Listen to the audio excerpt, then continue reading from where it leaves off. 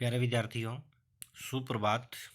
आज हम निराला जी द्वारा रचित विधवा कविता की सह प्रसंग व्याख्या करते हैं।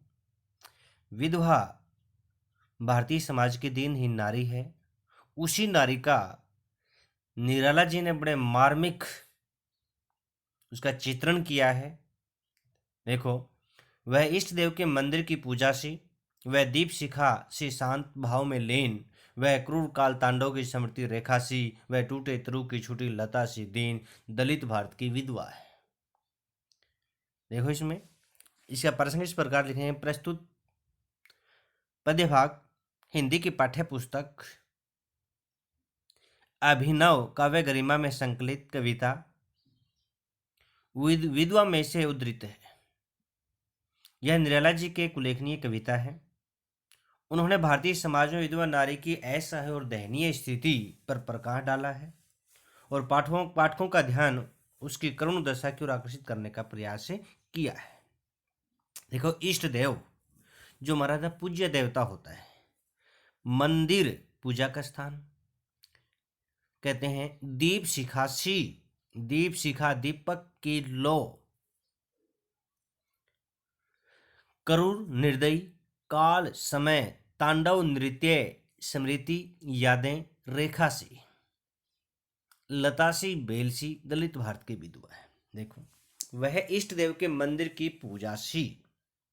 कवि निराला जी ऐसे और दिनहीन नारी का चित्रण करते हुए कहते हैं वह अपने इष्ट अर्थात आराध्य देव के मंदिर में पूजा के समान है। उपमा अलंकार है। वह दीप शिकासी शांत भाव में लीन, क्या कहते हैं, वह दीपक की लौ के समान शांत भाव में जल रही है। अर्थात जिस प्रकार मंदिर में दीपक की लौ बड़ी शांति और सरलता के साथ जलती रहती है, उसी प्रकार भारतीय नारी भी अपने निराशा में और नीरस जीवन को व्यतीत कर रही है। वह क्रूर काल तांडव की स्मृति रेखा सी। कवि कहते हैं कि जो निर्दयी काल है, मृत्यु है, उसकी क्रूरता ने ही उसके पति को निगल लिया। अर्थात वैसी बुरे समय के कारण निर्दयी काल के उसका मौत हो गई, मर गया है और वह उसकी याद भी एक क्षीण रेखा के समान बनकर रह गई है। अपने पति की उसके मन में जो स्मृतियां यादें हैं वे एक रेखा के समान बनकर के रह गई है। वह टूटे तरों की छूटी लता सी दीन दलित भारत की विधवा है। कहता है भारतीय विधवा टूटे हुए पेड़ की उस दीन दुर्बल लता के समान है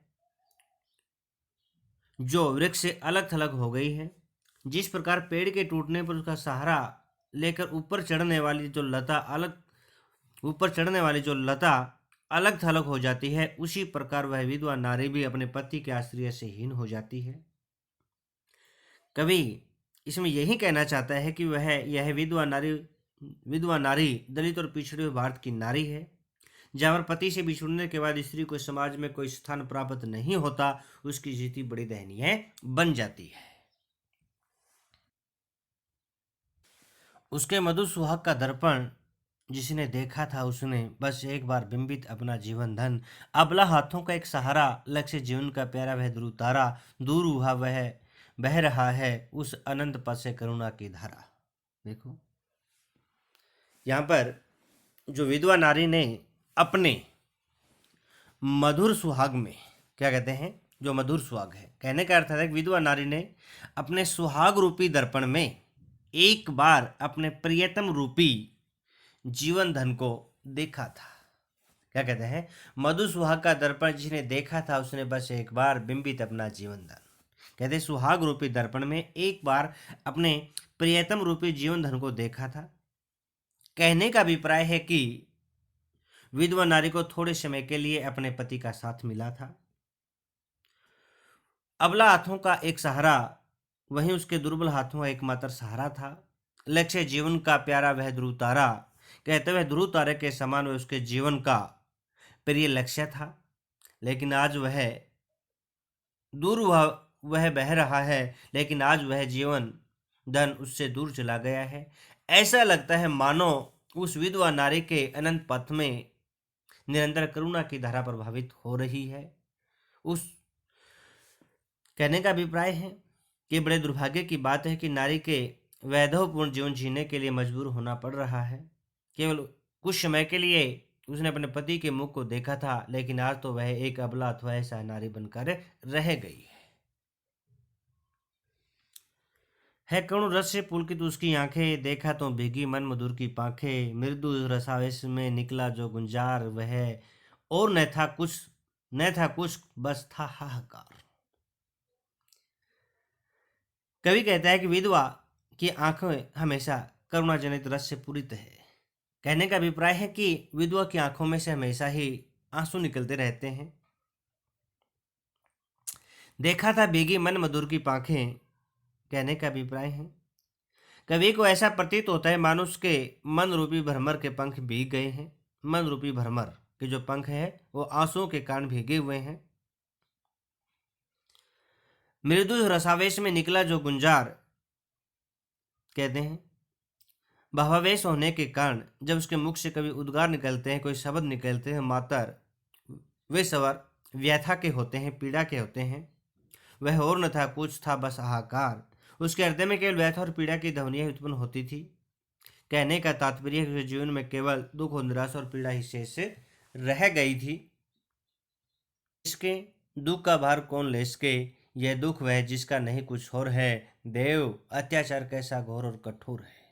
देखो कहने का अभिप्राय है कहते समाज में ऐसा कौन व्यक्ति है जो भारतीय विधवा नारी को धैर्य प्रदान कर सकता है, उसे ढांढस बंधवा सकता है, उसके साथ सहानुभूति के कोई दो बोल बोल सकता है, और उसके दुखों के भार को कौन हल्का कर सकता है। लेकिन हमारा वर्तमान समाज इतना निष्करुण और कठोर है कि कोई भी उसके दुख का भार हल्का करने वाला और धीरज बंधाने वाला नहीं है। उसकी दयनीय स्थिति को देखकर किसी के हृदय में दया की भावना उत्पन्न नहीं होती, लेकिन उसका वैधव्य जनित दुख असीम है। उसका कोई छोर नहीं है, उसका ठिकाना नहीं है। अंत में कवि विधाता को उपालम देता है, उल्हाना देता है। कहता है कि हे ईश्वर, इस विधवा पर तूने कैसा और घोर अत्याचार किया है। नीचे तुम्हारी यह व्यथा बड़ी कठोर और निर्मम है। आज कोई भी उसके वैधव्य के बोझ को हल्का करने वाला नहीं है। क्या कभी पहुंचे किसी के अश्रु जल। कभी परमात्मा से कहते हैं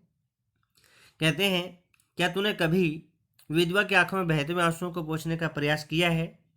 दुख का भार कौन ले सके, या किसी किया करते रहे सब को विकल, ओस कण सा पलों से झर गया जो अश्रु भारत का उसी से सर गया।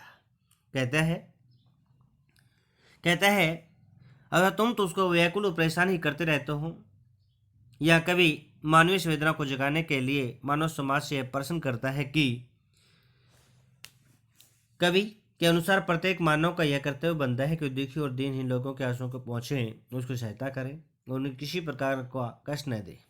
कवि एक बार पुनः विधवा नारी की दयनीय स्थिति का वर्णन करते हुए कहता है कि जिस प्रकार कोमल पत्तों से ओस की बूंदें झड़ जाती है, लेकिन उन आंसुओं की कीमत क्या है यह कोई नहीं जानता।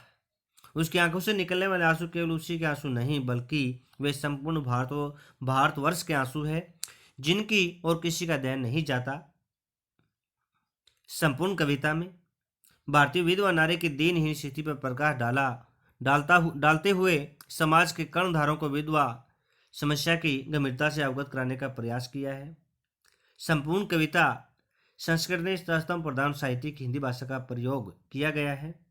कहीं कहीं अनुप्रास अलंकार है, कहीं प्रश्न अलंकार है, कहीं उपमा अलंकार है, कहीं रूपक अलंकार है, और मुक्त छंद में कविता लिखी गई है।